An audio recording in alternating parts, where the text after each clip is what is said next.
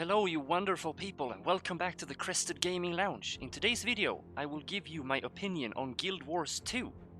This is a game that I have played on and off as I had breaks from WoW. This is the theme that you will notice in many of these older MMOs I revisit.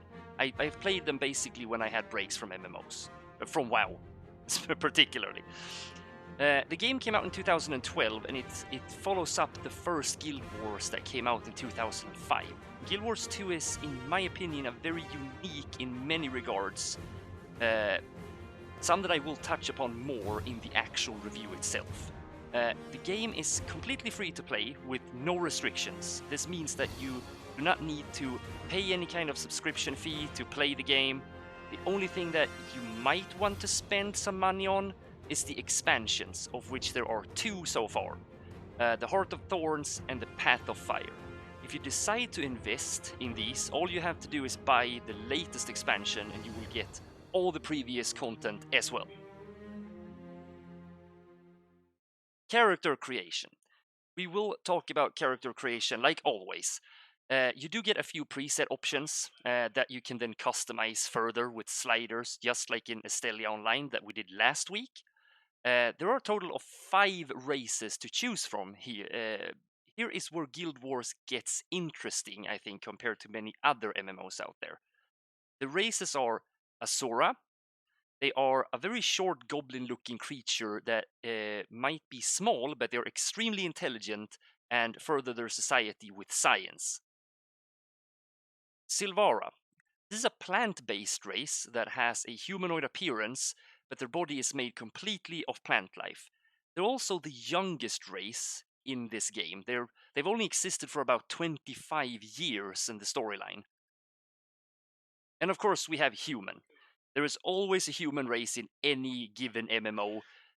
These humans are really not any different from humans in any other MMO, really. The Norn.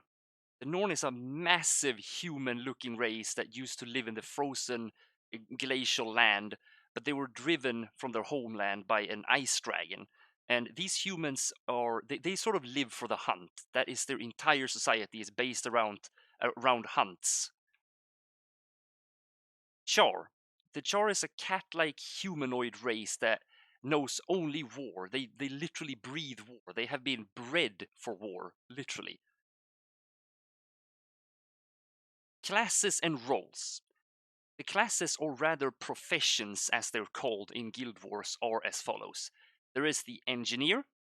The Engineer does exactly what it sounds like it would do. They fight using grenades and mines, and they can also support their allies with battle elixirs. The Necromancer. The Necromancer is also very self-explanatory. They summon shades and undead things using their own life force. They can also punish the enemy with sort of tormenting spells, and they can shield their allies as well. The Thief. Thief is your typical roguelike character with an, the exception that they also use rifles. Elementalist. The Elementalist is like a combination, I would say, between a typical mage and shaman-like class, as they use the elements to either freeze, burn, electrify, or use the earth to crush their foes.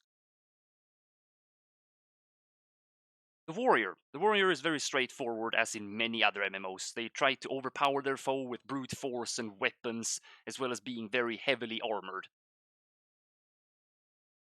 The Ranger. The Ranger is your typical hunter class. They use bows to attack from afar, and they also have a loyal pet or companion by their side. The Mesmer.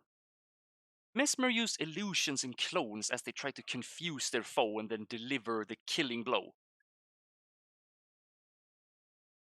The Guardian. The Guardian is also very self-explanatory. It is the sort of the quintessential of a tank. They can take a lot of damage, but they can also support their allies with smaller heals and shields.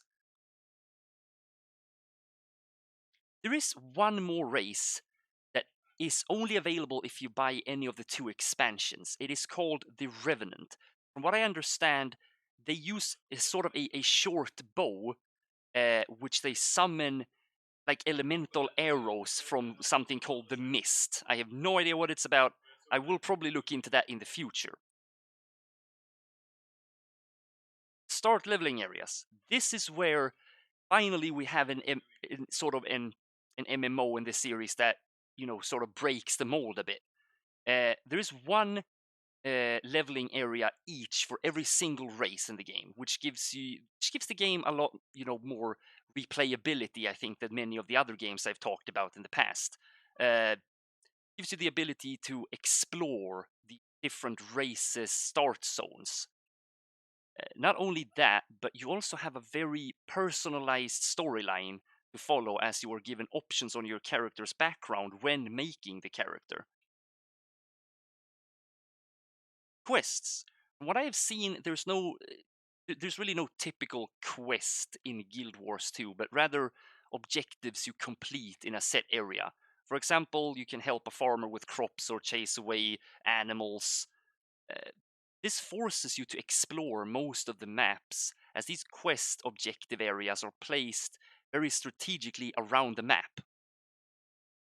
There are also points of interest to find that also gives you XP and further awards you for exploring the map.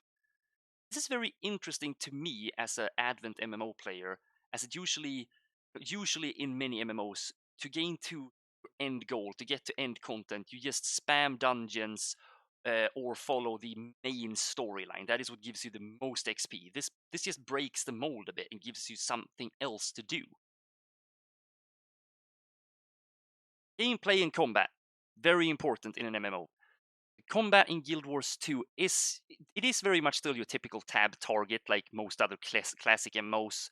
However, it's very unique compared to those other MMOs.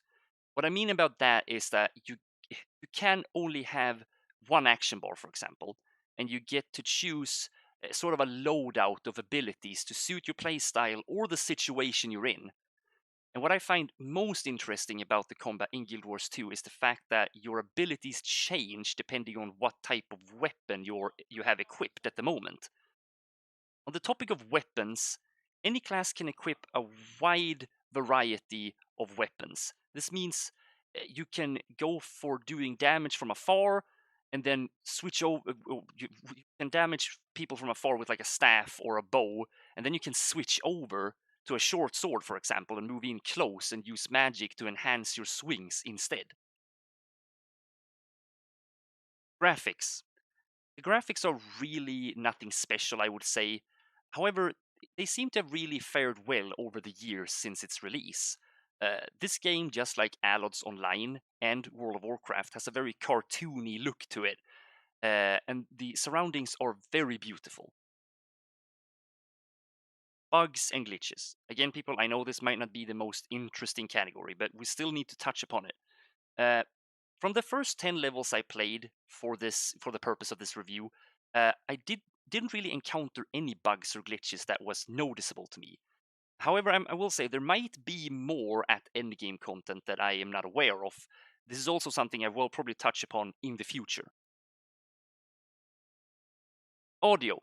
The audio in this game is very beautiful, and it does create a very fitting atmosphere for the different regions that enhances the experience when you are questing. I do wish, however, that the sound effects of spells and such had a bit more oomph.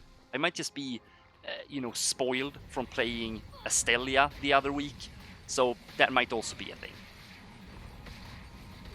Difficulty. Difficulty level of this game seems very well balanced. When I quested up to level 10, I did find myself dipping very low on health at times, if I happened to get the attention of too many enemies, actually dying a few times in that process. This does motivate people to up on certain quests and smaller bosses that do scatter the maps.